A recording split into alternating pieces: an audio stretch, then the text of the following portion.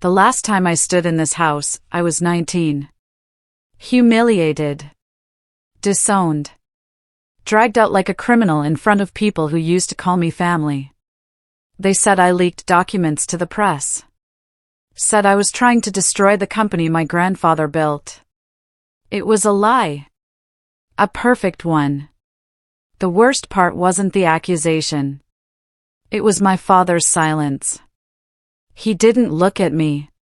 He just stood beside his new wife, as if I didn't exist. She cried fake tears and clutched his arm like she was the victim. Marcella always played the long game, and I was too blind to see it. That day, they cut me out of the will. Took my inheritance. My shares. My name. And then they erased me, from family portraits, from board records, even from the house I grew up in. I disappeared. But I didn't die. I learned. I rebuilt. And today, 10 years later, I walked into their gala. In a suit that cost more than Marcella's wedding dress. In heels that clicked like a countdown. I smiled at the cameras. Because the girl they buried didn't vanish. She evolved. When the driver opened my door, all heads turned. I stepped out slowly, knowing the lights would catch my face, and the silence would spread like a virus. My name was no longer Alara Vance. Now, I was Ella Monroe. And no one, not even the people who ruined me, recognized me. I walked through the grand ballroom like a ghost among the living. Crystal chandeliers sparkled above, music floated in the background, and old men in suits whispered behind glasses of champagne. Marcella stood on the raised platform, hosting the event like she owned the city. She wore my mother's diamonds. Rowan Hale stood beside her. My first love. The boy who didn't defend me when I needed him most. He used to say I was his world. Then he chose silence. And now, he was engaged to her daughter. I felt nothing as I passed him. No pain. No longing. Just calculation. He didn't recognize me. But something in his eyes flickered. That was enough. This wasn't about them recognizing me. It was about reminding them what they destroyed, and showing them I rebuilt it better. The clock had started ticking. And none of them knew they were already out of time. 10 years ago, when the scandal broke, I thought the truth would save me. I told myself my father would come around. That Rowan would ask questions. That someone, anyone, would believe me. No one did. The story they spread was clean, believable. Alara Vance leaked internal files to a rival company. My father's lawyers made it airtight. Marcella played the hurt wife. And I became the cautionary tale. Only my grandfather believed me. But he died 3 weeks later. And then they acted fast. Marcella stepped into control of the Vance Group. My father handed her power on a silver plate, just like he handed her my inheritance. By the time I realized what they'd done, I was already out. I remember standing in front of my childhood mirror the night they threw me out, repeating one sentence again and again, I will come back. I didn't know how. Or when. But I meant every word. After changing my name, I started over. Small jobs. Quiet cities. I studied. I learned business the way Marcella never could, through grit. And when I met Damien Rourke 5 years later, everything changed. Because power isn't always inherited. Sometimes, it's earned. Damien taught me 2 things, silence is power, and loyalty is rare. He built his empire from the ground up. No rich father. No golden shares. Just raw vision. He saw something in me that no one had ever seen before. Not even Rowan. We worked side by side for 4 years before we became something more. He never asked about my past. He just watched how I moved, how I studied people, and he knew I had ghosts. He never ran from them. When I finally told him everything about Marcella, the will, Rowan, my father, he didn't flinch. He didn't offer pity either. Just one sentence. Let's rebuild what they took. And we did. Together, we built Monroe Rourke International. We bought into industries the Vance Group once controlled. Quietly. Patiently. By the time I turned 29, I owned more of their empire than they realized. And now, standing in their ballroom, I knew exactly what to do next. Revenge isn't loud. It's slow. Surgical. I didn't want them to suffer quickly. I wanted them to watch everything they built collapse. Piece by piece. And never see it coming. Stronger. Smarter. Sharper. And now I knew, my mother had feared Marcella before she ever married my father. I wasn't just avenging myself. I was finishing what my mother never could. Juno found me the next day. She was a journalist, sharp, driven, and dangerous. I knew her from Damien's circle. But I also knew her secret. She had once tried to take down the Vance Group after her sister died working for them. Marcella silenced the investigation. Buried the records. Juno never forgot. When I told her who I really was, she didn't blink. Just nodded once and said, "Let's burn them slow." We started digging. Marcella was clean on paper, but the deeper we went, the uglier it got. Fake charities. Shell donations. Quiet bribes to secure votes on the board. She was good. But not good enough. Because now, I wasn't a teenager crying in the rain. I was a woman with evidence. With backup. With rage that had sharpened into something useful. Juno and I made a pact. We'd take down Marcella piece by piece. And when the truth came out, it wouldn't be a headline. It would be history. Rowan saw me again at a business summit. He didn't recognize me as Alara. But he noticed something. The way I moved. The way I spoke. He approached me with a polite smile. "Ella Monroe, right? We haven't met before, have we?" I turned, cool and unreadable. "We've crossed paths. But I doubt you remember." He frowned, as if trying to place me. His fiancée, Clara, was across the room, watching us like a hawk. I smiled just enough. "Congratulations on the engagement." His eyes widened slightly. "Thanks. How did you?" "I read people," I said. "And some things never change." Then I walked away. I didn't want him to remember too soon. Not yet. But I wanted the seed of doubt to grow. Let him wonder why my voice sounded familiar. Why my gaze made him uneasy. Let him remember the girl he didn't defend. The silence that cost her everything. Let him sit with it. Because guilt is louder than any truth. Marcella's next charity event was lavish, silk tents, expensive wine, and fake smiles. Perfect for what I had planned. Juno and I leaked just enough to one outlet. A whisper about misused funds. A missing name from the donation list. The public didn't react at first. But the board noticed. They started asking questions Marcella didn't expect. And suddenly, her spotless image wasn't so spotless. I watched from a distance, dressed in black, a veil covering my face. I walked past Clara, past Rowan, past my father. None of them knew. But Rowan looked again. He watched me like a puzzle he used to know. I turned slightly, just enough for him to see my eyes. His hand twitched. He didn't say my name. But his mouth opened like he almost could. I walked away. Back to the shadows. Back to the plan. The next morning, the Vance Group lost a major deal. Signed under a different name. Mine. The first board member flipped without knowing it. His name was Halvorsen. Old, proud, loyal to my grandfather once, before Marcella dangled money in front of him. He thought he was negotiating with a foreign investment firm. In truth, he was negotiating with me. By the end of the week, he agreed to sell his shares in the old shipping subsidiary, unaware that the buyer was connected to Monroe Rourke.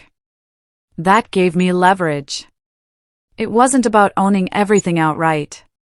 It was about owning enough to tip the balance. The Vance Group had cracks. I knew where every one of them lived. Meanwhile, Rowan began calling my office.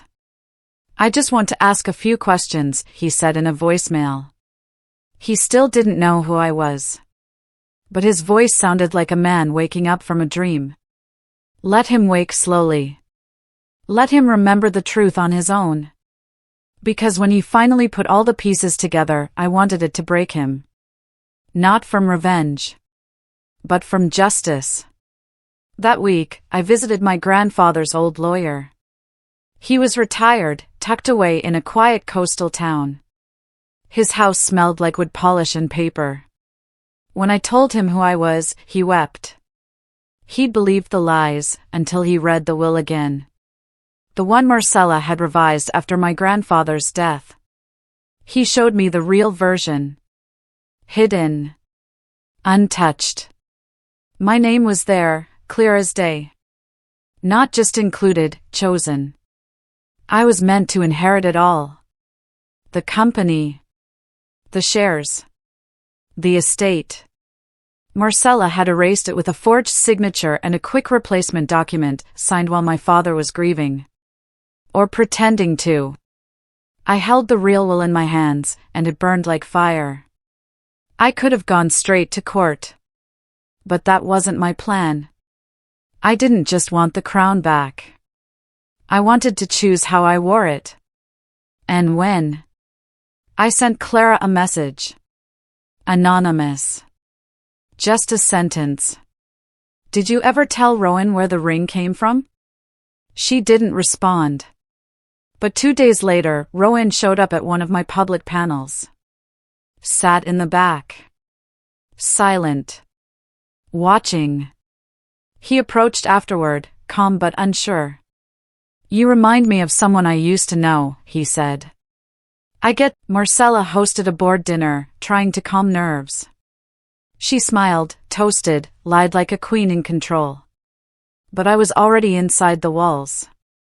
Juno delivered an anonymous file to 2 board members, evidence of forged signatures, altered documents, and hidden accounts linked to Clara. The next day, those same board members called for a formal investigation. Marcella exploded. She screamed at her staff. Fired her assistant. Threatened lawyers. She still didn't know who was behind it. And that's what made it sweeter. At that same moment, Damien bought a majority stake in a private firm that owned 12% of the Vance Group. We didn't announce it. We didn't need to. Because soon, they'd come begging for our help. And we'd already be sitting at the table. Clara was slipping. She looked tired. Nervous. Less polished. The press caught her yelling at a Vance employee. The video went viral. Entitled "Heiress Lashes Out," the headline read. Rowan watched from the sidelines. I could see it in his eyes, the doubt. The guilt. The regret. At another summit, he pulled me aside again. "Elara, please. I was wrong." I stayed quiet. "I'll help. However I can." I met his gaze. "Help by staying out of my way." He flinched. "I'm not the same girl you kissed in that hallway," I said. "And you're not the man I waited for." That night, he called off the engagement. Clara shattered a glass in public. And Marcella? She started to panic, for real this time. But it was too late. The storm was already inside. We found the recordings by accident. Juno had traced old communications to an archive server once used by my grandfather. Buried deep was a folder labeled Pine Echo. Inside? Audio files. In one of them, Marcella's voice was clear. Once she's out, we'll rewrite the will. Adrian won't question it. He's broken. Another clip, days later. If the board sees the fake letter, they'll side with me. We just have to make it look like Alara leaked the files. And finally, Clara. She trusted me, and I kissed him anyway. I sat in silence for a long time. Then I smiled. We didn't have just documents now. We had voices. Confessions. Proof. And they didn't even know they'd been recorded. This was the final nail. Now it wasn't just my story. It was their own words. The board meeting was packed. Marcella arrived late, wearing pearls and fury. Clara followed, silent, stiff. Rowan was there too. So was my father, older, grayer, and quieter than I remembered. Then I walked in. Some gasped. Others went pale. Alara Vance, one whispered. No, I said, placing the files on the table. Ella Monroe. Strategic investor. But yes, Alara too. I played the tapes. Silence swallowed the room. Marcella's face cracked. Clara turned red. My father looked like he'd seen a ghost. When the last recording ended, I looked directly at the board. You can keep pretending, or you can fix it.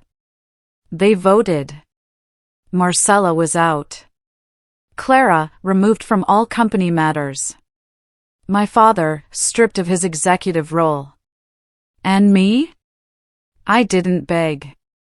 I took my seat. The press exploded the next morning. Alara Vance returns. Forged will scandal rocks Vance Group. Stepdaughter betrayed for power. Marcella tried to spin it. Called me bitter. Called it revenge. I didn't respond. Because revenge is loud. But power? Power is quiet. I held my first official press conference in a black suit and no jewelry. Just truth. I'm not here to rewrite the past, I said. I'm here to correct the future. Rowan watched from the side, unseen. He texted that night, I'm proud of you. I didn't reply. Because there was nothing left to say. I had everything I needed. My name. My voice. And justice. Perfect, we've arrived at the final arc of your revenge story, justice is served, but the legacy is just beginning. Here are the final 5 chapters. Clara called me 3 days after the press conference. She asked to meet in private. We sat across from each other in the same mirror room where she once helped forge my end. I didn't need revenge. I needed closure. She looked smaller than I remembered. Less powerful. Less cruel. I didn't think it would go that far, she whispered. You didn't care how far it went, I replied. As long as it took me out. She stared at her reflection. Marcella said you'd destroy everything. That you were dangerous. I am, I said. But only to liars. She swallowed hard. You've won. I stood. It's not about winning. It's about truth. And you were part of the lie. She didn't try to stop me as I walked away. The girl she betrayed was gone. The woman I became didn't need her apology. Marcella tried one last trick. She called an emergency vote, hoping to rally old allies. But I was ahead of her. Juno had released one more file, quietly, to a business ethics committee. Marcella's old tax filings. Altered payments. Bribery trails. They couldn't ignore it. She walked into the boardroom expecting support. She walked out in handcuffs. Fraud. Forgery. Conspiracy. My father didn't say a word during the arrest. He didn't look at me either. I guess cowards don't always go down in flames. Sometimes, they just fade. The board offered me full executive power. I took it. Not to rule, but to rebuild. Rowan met me at the garden again. Same bench. Same quiet air. I was weak, he said. I believed what made me feel safe. You believed lies, I replied. I never stopped loving you. I looked at him carefully. You loved a version of me that didn't survive. Silence. I'm not asking to go back, he said. Just to not be erased. I'm not the one who erased you, I said. You did that when you stayed quiet. He nodded. We sat in silence for a moment. Then I stood. I'm marrying Damien. He's never questioned my worth. Not once. Rowan looked down. Take care, I said softly. And walked away. Clara tried to take over what was left. She gathered lawyers. Threatened a lawsuit. But the files I kept, the real will, the audio, the forged paperwork, were airtight. She had nothing. So I let her come to the table. Let her try. Then I slid the file across to her. You were part of the crime, I said. But I'm offering you a choice. Step down quietly, walk away with dignity, or I go public with everything. Her face paled. She signed the agreement. No press. No lawyers. No final words. Just silence. The same silence she once used to bury me. I stood in front of the cameras again. This time, as CEO of Vance Holdings. A woman asked, "How does it feel to return?" I smiled.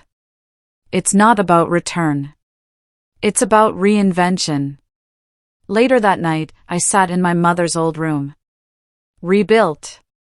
Restored. The mirror still stood. I looked into it, not as the girl who was broken, but as the woman who rose. Damien knocked gently and came in.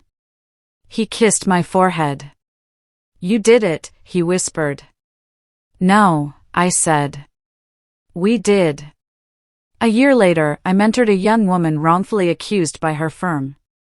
And when she asked how I survived it all, I said, truth doesn't always win quickly. But it always survives. I left behind revenge. What I built now was legacy.